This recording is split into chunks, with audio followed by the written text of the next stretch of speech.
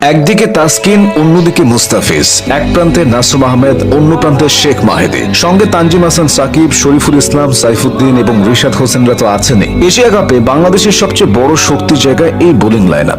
Wicket taker, economical, finger spinner ও wrist spinner সব ধরনের বোলারই আছে স্কোয়াডে। কেউ চোটে পড়লে সেটা পুষিয়ে দেওয়ার জন্য ব্যাকআপ বোলারও রাখা হয়েছে। এশিয়া কাপে বাংলাদেশের বোলিং লাইন আপ নিয়ে বিস্তারিত জেনে নেওয়া যাক। শুরুতেই পেস বোলারদের ব্যাপারে আসা যাক। অতীতের যে কোনো সময়ের চেয়ে টাইগারদের পেস বিভাগ এখন শক্তিশালী, বিশেষ করে টি-20 সংস্করণে। বেশিরভাগ সময় তাসকিনের মাধ্যমে বোলিং ইনিংসের গোড়াপত্তনটা হয়। মাঠে এবং মাঠের বাইরে নানা আলোচনা সমালোচনা থাকলেও মাঠের ক্রিকেটে তাসকিন নিজের সেরাটা দেন। তাসকিনকে দলের বোলিং লাইন আপের মেরুদণ্ড বলা যায়, কারণ ঝটপট উইকেট এনে দেওয়ার ক্ষেত্রে তিনি সবচেয়ে বড় ভরসা। এশিয়া কাপে বাংলাদেশের ট্রাম্প কার্ড হবেন মুস্তাফিজ।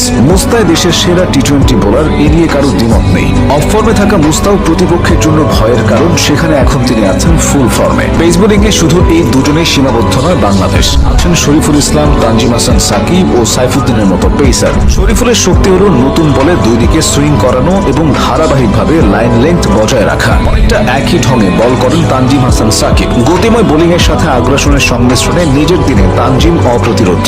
স্লগ ওভারে নজর থাকবে সাইফুদ্দিনের দিকে। দীর্ঘদিন জাতীয় দলের বাইরে থাকা সাইফুদ্দিনের প্রত্যাবর্তনটা হয়েছে ভালোভাবে। ভেরিয়েশনের ভেলকির পাশাপাশি তার কার্যকরী ইয়ার্কারগুলো স্লগ ওভারে ম্যাচের পার্থক্য গড়ে দেয়। এবার আসা যাক স্পিন বিভাগে। স্পিন বিভাগে বাংলাদেশ সবসময় তুলনামূলক শক্তিশালী ছিল, এবারের এশিয়া কাপেও তার ব্যতিক্রম হবে না। দুই টি-20 স্পেশালিস্ট শেখ মাহেদী হাসান ও নাসুম আহমেদের সমন্বয় বাংলাদেশকে সুবিধাজনক অবস্থায় রেখেছে। শেখ মাহেদীর অন্যতম সক্ষমতা হল নতুন বলে বোলিং করার ক্ষমতা। বিশেষ করে টি-20তে তিনি প্রথম ওভারেই প্রতিপক্ষের ওপেনারদের চাপে ফেলে দেন। অন্যদিকে নাসুম আহমেদ বাহাতি অর্থোডক্স স্পিনে কার্যকর। টাইট লাইন লেংথে ব্যাটসম্যানকে আটকে রাখা নাসুমের মূল শক্তি। আবুধাবি ও দুবাইয়ের মতো উইকেটগুলো তার শক্তি প্রদর্শনীর ভালো মঞ্চ হতে পারে। বর্তমানে টি-20তে সব দলেই একজন বা দুজন রেস্ট স্পিনার থাকে। বাংলাদেশে আছে রিশাদ হোসেন। রিশাদের আগে দেশের কোন লেগ স্পিনার জাতীয় দলে এতটা সফল হতে পারেননি। গুগলিটা ভালোভাবে করতে না পারলেও তিনি ইচ্ছেমতো বলকে ঘোরাতে পারেন। এছাড়া বাউন্ডারি হজম করলেও মনোবল হারান না। নিজের উপর বিশ্বাস ও ভরসা রাখার এই গুণ রিশাদকে অন্য সবার থেকে আলাদা করেছে। সব মিলিয়ে এবারের এশিয়া কাপে বাংলাদেশের বোলিং বিভাগ অতীতের চেয়ে ভারসাম্যপূর্ণ।